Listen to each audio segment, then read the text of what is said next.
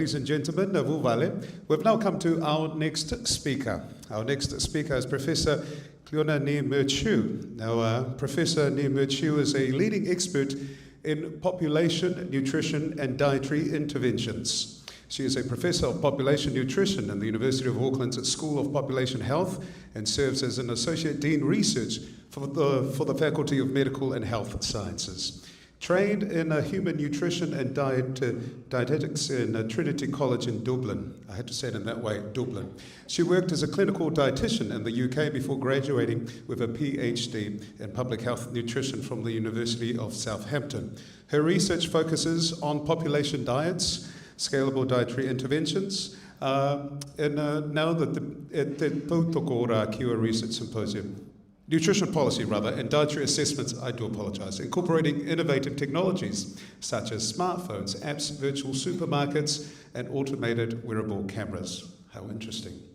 Now, Professor Mhurchu has authored over 160 peer-reviewed journals, absolutely showing off there, articles, and has held numerous national and international advisory roles, including with Food Standard, Australia, New Zealand, FSANZ, the National Heart Foundation and the Trans-Tasman Health Star Rating Advisory Committee.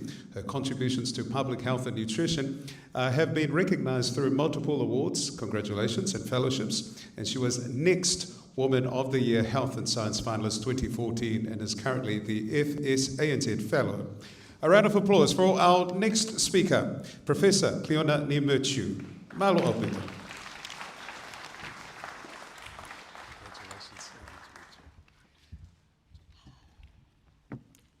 Kia ora koutou, ko Cliona Mhurchu tōku ingoa. Thank you so much for the very kind introduction. I do want to emphasise that I'm here today at Professor Sir Colin's request, not as a researcher in my own right.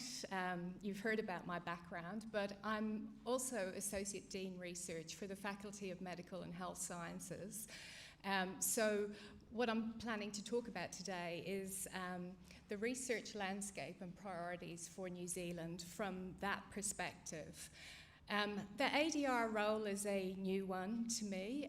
It feels still very new. It's actually, I've been in the role for nearly 2 years. The first year was an absolute baptism of fire, just getting my head around the breadth of research that goes on across our amazing faculty, which is the most research-intensive faculty at the University of Auckland. And 12 months in, I thought, oh, that's it, okay, I've got my head around it. Everything is just going to be the same from now on. And then a year ago, everything started changing in the research landscape and in terms of priorities and funding. And I'm quite nervous about this presentation today because things are changing so fast. Week by week, day by day, even hour by hour, we're getting new information about research funding and priorities in New Zealand that is changing the landscape quite fundamentally. Just this morning, I think there were at least 3 news items that I read that I thought, oh, I should have put that into my presentation. So bear with me, I am nervous. I'm going to do my best to give an overview of what's happening in the landscape. And I am going to finish with opportunities. Apologies. So just to give you an overview of what I'm going to talk about today, I'm going to start from the national science challenges and I guess as they finished up last year, where that left us in New Zealand. I'm then going to mention the Science System Advisory Group being chaired by Sir Peter Gluckman, which has and will have major impact, I think, on our science landscape in Aotearoa, New Zealand. And I'm going to review what we know in terms of the current government research and health priorities, which are obviously really important for all of us to understand and appreciate. Going to talk about domestic research funding opportunities, what's happening with international research funding, some of the issues we're encountering, but also some of the opportunities that may exist there. I'm going to talk about what research funding and support is provided within the University of Auckland to support our researchers, particularly as we are navigating very challenging times. And as I said, I'm going to finish with strengths and opportunities. I am by nature an optimist. I think it's important for us not to dwell unduly on the challenges, but also to think about where they can lead to opportunities and perhaps an opportunity for us to think differently as we move forward. So the National Science Challenges, many of you will have heard of these. These were probably the first major New Zealand government foray into what's called mission-led research. So that's where the government invests and funds research that they believe is important for New Zealand. So there were 11 National Science Challenges. You can see them laid out here. They were set up to address major issues that were facing New Zealand at the time and to encourage collaboration across disciplines. So they really were intended to be national and to encourage collaboration across institutions. The government invested $680 million in these 11 challenges over 10 years. And those challenges, many of which did really groundbreaking and amazing research, they were wound up in June last year. Perhaps the biggest shock after realising that, you know, despite actually some really major successes and achievements, that there were no plans to continue them. The next major shock for the research community was that there were no plans to reinvest that $680 million back into the science system at the time. Of the 11 challenges, there was one challenge that the government continued or extended and continued to fund. So that was the Natural Hazards and Resilience challenge, which they extended as a platform and invested $70 million for another 7 years. At the time, we had obviously had a change of government, and so some of the other major initiatives that were underway or planned at the time, like Te Ara Pairangi, which was laying out the directions for the New Zealand science and research system, that was discontinued, and so were plans for what was called the Wellington Science System. So a lot happened around about this time last year. In March 2024, there was a new Science System Advisory Group set up to review the science system in New Zealand. It's chaired by Sir Peter Gluckman. At the same time, there was another parallel advisory group set up called the Universities Advisory Group. Both of them were chaired by Sir Peter Gluckman, the idea being that there was overlap and potential synergies between the two. So it was good to have a chair who worked across both and who could take those into account. With regards to the Science System Advisory Group, the original intent was that the first report would be delivered around about August last year, and then the final report by December. As it transpired, the first report came out, I think it was late February this year, and the second report has not yet been published. The image that you see on the right of the slide comes from the MB website, so there is more information there about both advisory groups and where they're at, but we're still waiting for the recommendations from the second science system report. But some of the major changes that came out of the first report included the recommendation, which was adopted by the government, to merge the 7 existing Crown research institutes into 3 public research organisations. And alongside those 3, to create a new advanced technology focused PRO. Some of the other changes that were adopted are listed there. One which is probably going to be really far-reaching was the recommendation to create a Prime Minister's Science, Innovation and Technology Advisory Council. And the intention of that council is to advise the Prime Minister and the government on science and research priorities for New Zealand moving forward. You will probably have heard that the new chair of, the new Prime Minister's Science Advisor and chair of that committee was announced last week. That's John Roche, who was previously at the Ministry for Primary Industries. Yeah. Okay, so we are still waiting anxiously for the second report from that advisory group, but we have no indication when it will actually be released. This morning it was reported that the University Advisory Group report has been completed and sent to the Minister, but again there's no indication of when or if that will be released. So what do we know about the current government research priorities? Well, the priorities that I've identified and listed on this slide here come from a whole range of documents and announcements that have taken place over the past 12 months. Consistently, what we're seeing coming through in terms of government priorities are the need for science and research to focus on economic growth, commercialisation, technological innovation. We're seeing renewed interest in gene technology and regulations being adapted to support more research in that area.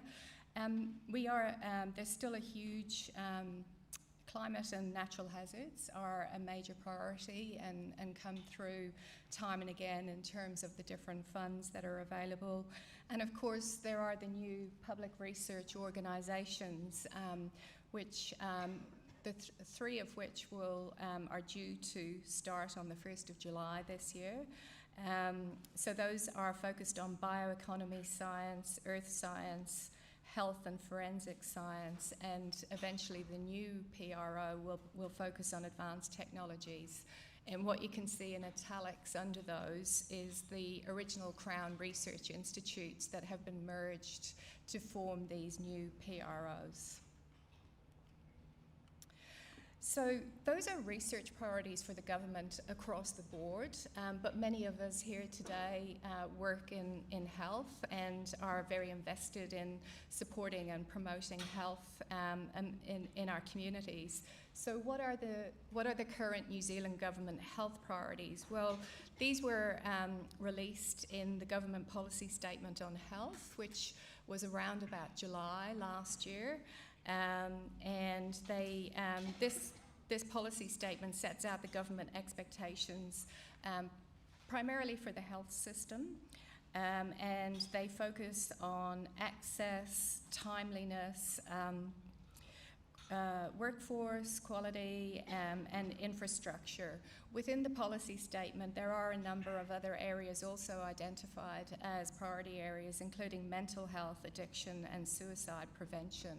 I think for those of us who work in health and who undertake research in health, it's really important to be across what's in this document. What we have seen already is that the Health Research Council of New Zealand, which is the biggest health research funder in the country, has already, within their guidance, told researchers that they need to very clearly identify how their research aligns with the government policy statement on health. So we are being directed to be mindful of this and to identify where our research is going to contribute to this policy and to these priorities. So moving on from priorities, I'm just going to touch briefly on the major research funders in New Zealand. So there are three major funders of what are called ideas research, and then I'm also going to touch on what's called people-focused funding, so research fellowships and so on.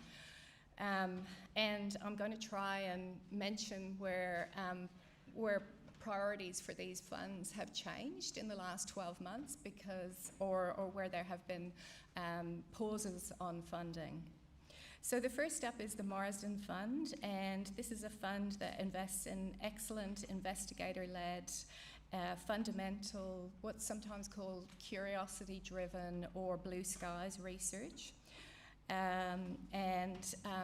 The guidance for that fund changed recently and says that it will invest in research that brings long-term economic, environmental or health benefit to New Zealand.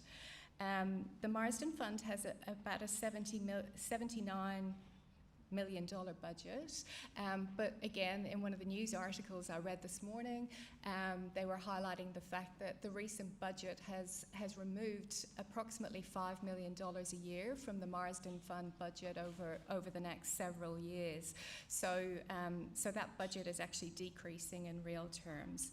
The competition for Marsden funding is so intense. This fund funds research across the spectrum, from all kinds of areas. In this university, the faculties that tend to be most successful at Marsden are science and engineering, but FMHS does also win Marsden funding. But the success rate is about 10%. So that's, 1 in every 10 applications that are submitted are ultimately funded. In 2024, probably in one of the first real shocks that came to the research community in New Zealand, the Minister for Science and Technology at the time, Judith Collins, announced that the Marsden Fund was no longer going to fund social sciences and humanities research. So in the text box on the right, you can see the existing Marsden Fund panels and the type of research that they review and make recommendations for funding. Previously, there were humanities and social sciences panels as well, but they no longer exist, and the remaining funding is now distributed across those remaining panels that you can see there. The other major change that was introduced is that the guidance is now that at least half of all Marsden grant funding is now required to demonstrate economic benefit to New Zealand. It's quite a long bow to draw when you're doing fundamental research, but that is how the guidance changed. The next major funder for New Zealand is the MB Endeavour Fund. So this is overseen by the Ministry of Business, Innovation and Employment. It supports research with high potential to positively transform New Zealand's economy, environment and societal outcomes. It has always traditionally had a very major focus on economic outcomes and commercialisation. It is it's a large funder, so around about $55 million a year. That's split across large programs, but also smaller, what are called smart ideas projects that particularly early career researchers have traditionally been really successful with. Again, the success rate is around about 16%. So, it's tough for researchers, even at the best of times, to win Endeavour funding. But just last month, it was announced that this fund won't open for new applications in 2026. So, the reason for this is that historically, the institutions who have won most Endeavour funding have been the Crown Research Institutes, which are undergoing restructuring and merging into these new public research organisations. So in an effort to minimise burden on those existing Crown Research Institutes as they go through a merger, MB announced that they're not opening for new applications, but that they will consider extending some existing funding, only though where it is considered to be value for money and aligns with government priorities. So we're starting to see those government priorities come through again very strongly. And possibly what's of most interest to a lot of us here in this room is the Health Research Council. which is the major funder for health research in New Zealand.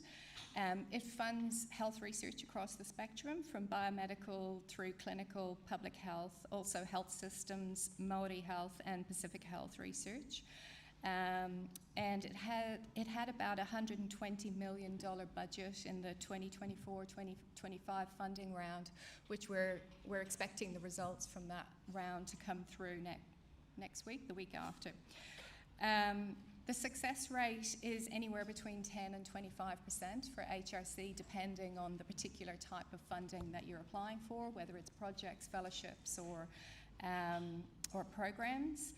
But in the most recent budget, again, because a lot of existing research funding has been reprioritised towards supporting these reforms in the science sector, the estimate is that the HRC budget will be decreased by around about 17 million next year. So again, we're seeing real cuts coming to actual research and science funding to support sector reforms and infrastructure. And also very quietly announced, in fact not really announced, but just discovered on the website when we happened to be looking at it the other day, is that the HRC has announced that this year they're not going to be doing health delivery research activation grants, which again were small amounts of funding, but that they helped researchers, particularly early career researchers, to get going, particularly in the area of health delivery. So some changes there, and we are expecting, once the results from HRC come through next week, or the week, I think it's the 16th of June, that very soon after that we will get the calls for new research for 25-26, and we are expecting then to see the impact of the budget cuts in terms of what they're able to offer and fund. New Zealand researchers are a collaborative bunch, and have some amazing collaborations internationally in the Pacific region and also further afield. You will probably all be aware that we're seeing pretty major changes in terms of what's happening to international research funding as well. And so this year, the National Institutes of Health and many of our University of Auckland researchers have been involved in NIH collaborations and subcontracts that they have announced that they are reprioritising towards domestic research, and they no longer wish US institutions to subcontract international institutions. What that means for our New Zealand researchers is that they need to apply directly to NIH for funding. They can no longer be subcontracted. And you may also be aware that there are increasing restrictions on what's termed diversity, equity and inclusion research by NIH. And also vaccine research. And we have already seen here at the University of Auckland a large number of NIH grants, subcontracts, terminated with very, very little notice. On the bright side, Horizon Europe, within the last 2 years, New Zealand became associated with Pillar 2, which is focused particularly on global challenges. The total budget for Horizon Europe is pretty mind-boggling, as you can see. And the research areas within Pillar 2, which New Zealand is associated with, include health, but also culture, civil security, digital, climate, food and bioeconomy. So many that I think are very relevant to Pacific research. And in terms of government support, MB provides top-up funding to help cover overhead costs. The exception is that they announced recently that they will no longer provide top-up funding for what's termed social sciences research within Pillar 2. So again, I think very much directing researchers towards the more STEM-based research. The Catalyst Fund, which is run, different parts of it are run by MB and by the Royal Society. This is something that supports the development of international science and innovation collaborations for New Zealand researchers. So potentially a really important opportunity for those of us who wish to grow those collaborations. But again, they have renewed or at least revisited their priority areas, and we're seeing a lot of the priority areas that the government has already indicated. Health and biomedicine are absolutely still there, as are biotechnologies, but we're also seeing other new technologies, Antarctic research and space research being highlighted as areas for support. I should mention as well that there are a large number of other international funders that I haven't listed here, including the Wellcome Fund and other kind of MFAT and other funders. So there is other research funding to support international research and collaboration, but they just tend to be slightly smaller in terms of the amount of funding that's available for research.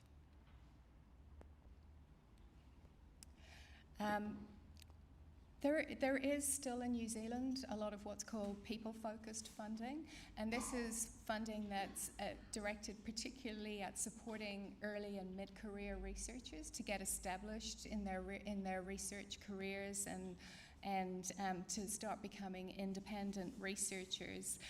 Rather than breaking it down by fund, because most of it is for early and mid-career researchers, I've just listed the various opportunities that are there. So the Royal Society offers Mana Tuapapa and Mana Tuanuku research fellowships for early and mid-career researchers. The competition for those is very intense too. It's about 30 that are available each year across the whole country. Māori, Pacifica and women researchers are prioritised for those fellowships, which is really good to see. But we have also had a signal that the government research priorities are also going to be considered.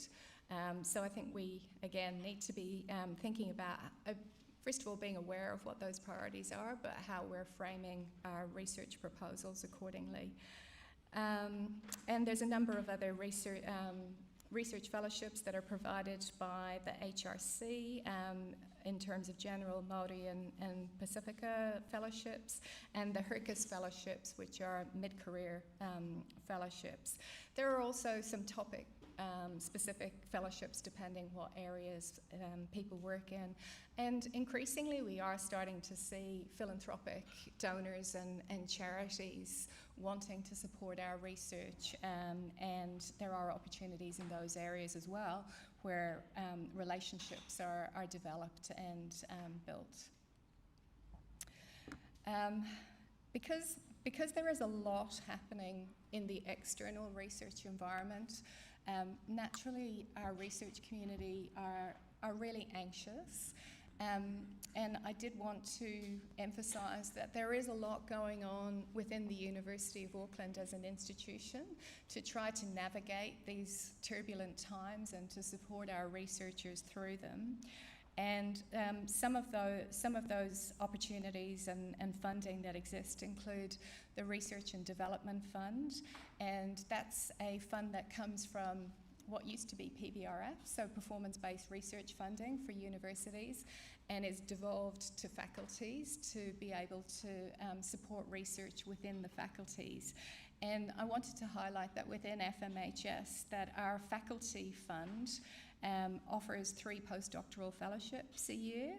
And we also top up the salary for those researchers who are successful with those Royal Society and HRCS fellowships, because there is a big gap between what the funder provides and what the university pays in salary.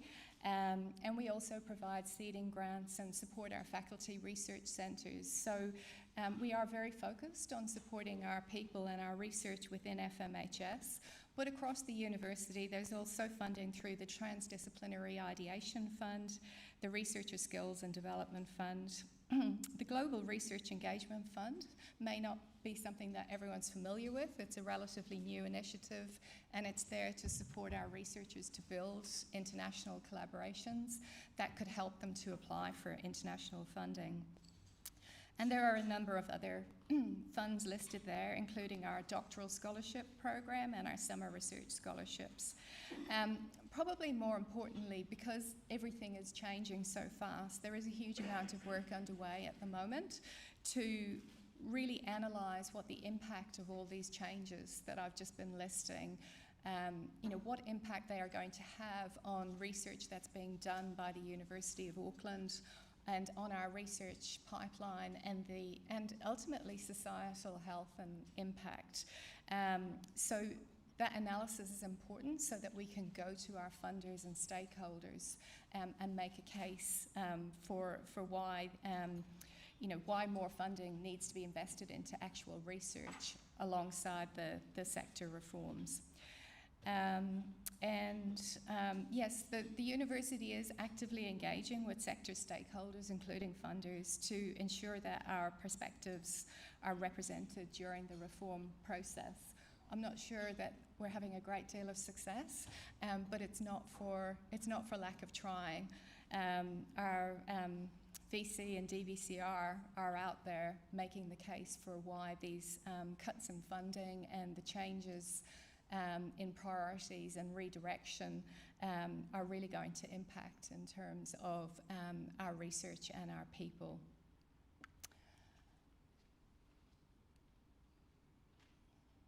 So I mentioned at the beginning that I would finish with strengths and opportunities. When I told people I was doing this presentation today, they were like, oh, that's going to be very gloomy. It is gloomy, but I think with any change brings opportunities as well as challenges. And I think it is an opportunity for us to reflect as an institution and as communities in terms of what our strengths are.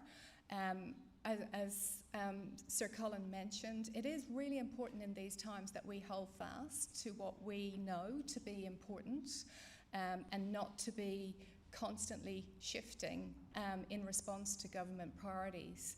Nevertheless, those priorities do have an impact, and we should be considering them and be mindful of them in terms of how we frame the importance of our research. I think consistently we're still seeing with all of the priorities that health, climate and the environment are absolutely key and are still very much valued, and there is research funding available for those areas. I loved the example of the Planetary Health Centre. I think that's a really exciting opportunity to think about the intersection of health, the environment and climate, and suspect that that's absolutely an opportunity for New Zealand research as well. Technological innovation, whether we embrace it or not, it's not just coming, it's already here, and we need to ride that wave, I think, and consider how it might improve the healthcare that we provide and increase the efficiency of our healthcare system. In Aotearoa, we have incredible strengths in Mātauranga Māori and Indigenous knowledge systems, and we should be leveraging those strengths, embracing them, building on them, and I think those are real strengths and opportunities internationally, not just domestically. Really encourage us to do more work in those areas. I think the 4 new public research organisations are an opportunity. There is going to be an imperative for universities and these public research organisations to collaborate. So I think we should be thinking about, how the work that we all do might be able to enhance what these PRO's objectives are and how we might be able to work together. We are a small country, there's limited funding. It makes sense that we build on our strengths and our synergies rather than operating in a more individual way, as I think we traditionally have. We have to diversify our research funding. There's no doubt about it. At the moment, at least, it looks very unlikely that there's going to be an increase in research funding. in terms of the traditional government-funded research. So we, and certainly as a university, we're starting to look much more closely at private and philanthropic funding and how we might be able to support our researchers to move towards building those relationships and understanding where their research might be able to enhance what philanthropic donors and private organisations, what their aspirations are in terms of research too. And we've seen what the new government areas of investment are. Those are opportunities as well, including climate and natural hazards and digital and AI.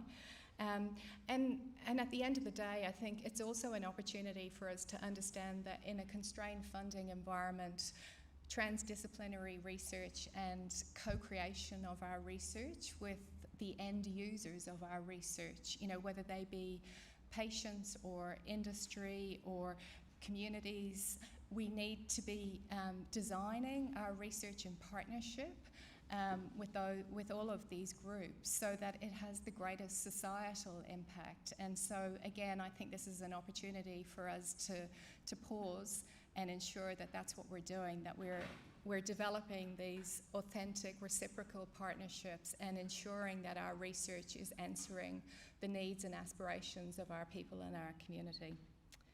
And I will leave it there. Thank you. Thank you.